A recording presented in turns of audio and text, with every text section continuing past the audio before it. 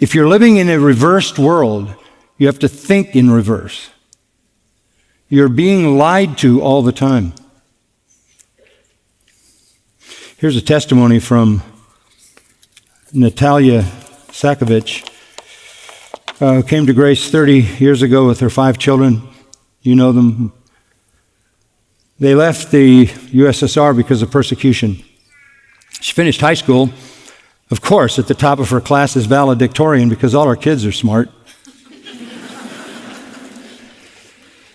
She began her university studies on a prestigious, full-funded scholarship. She was being prepped to work as a translator in London in the Soviet embassy, so she was studying English. Her path would change when she became a believer. When the authorities found out that she was a believer, they demanded that she and her sister resign from their job. They ended up working as cleaning ladies. She couldn't find a job after graduation. She spent the next 13 years as a cleaning lady, cleaning the offices and emptying the trash bins of Soviet scholars, even though she graduated at the top of the class.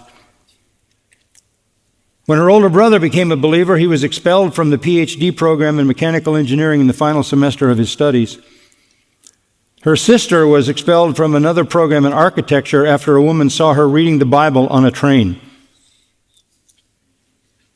I'm afraid that masks are a perfect training ground to teach people how to confront behavior they don't like, and that can easily transition when they're sent out to find Christians and confront that and report that as well. Anyway, her sister was expelled.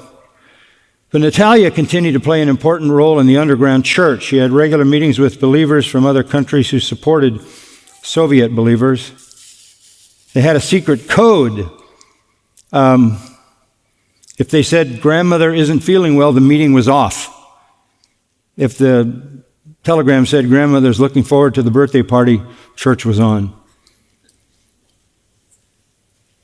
1976, when Natalia and her fellow congregants came to church on a winter Sunday, they discovered on the front door of the building a large lock which had been placed there by the Soviet authorities.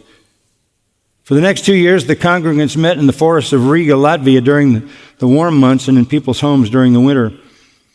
When police discovered the location, they showed up to scatter the meeting and arrest the leadership. Despite the threat of arrest, the church continued to meet and accept new members, baptizing new converts in local lakes in the middle of the night, sometimes in the middle of the winter. 1981, Natalia's home was raided by 17 KGB agents and police officers who confiscated 6 large bags of religious material and personal belongings. During those years, Natalia's friends were arrested on various occasions, interrogated by the KGB, and sent to prison for multiple-year sentences. Her best friend, a 19-year-old young woman, was sent to a Siberian labor camp for 6 years for participating in a children's Christian camp. And while the Soviet authorities prevented Natalia from working as a translator for the communist regime, she became the church translator for all the missionaries who visited her local church. In God's providence, she brought that little family here. She must have been your first English teacher. And what an incredible blessing. Is your mom here today? Mom, where are you? If you're here, you need to stand up. I know you don't like that. Where are you? There she is, right there.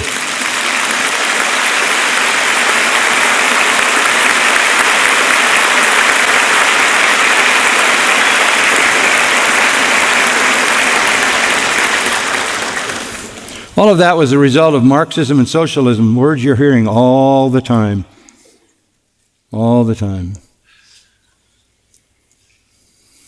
Satan is the liar king. He's the liar king. He has a massive supernatural force of demons against whom we wrestle. His children are liars. The kingdom of darkness is known by its lies. This has penetrated the most sacred halls of our government, the Supreme Court. In 2013, the United States Supreme Court struck down the Defense of Marriage Act to make way for homosexual behavior and marriage, and actually declared in their filing that religious objections to homosexuality come from hate. God is out. Prayer is out. The Ten Commandments are out. Get those off the wall. The Bible is out. Blasphemy is in. Immorality is to be protected. In fact, laws are to be made and enforced to normalize perversion.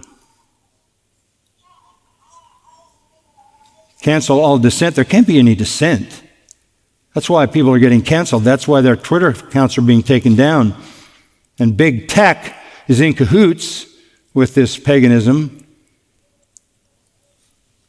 And for the first time in human history, they can shut down anybody they want.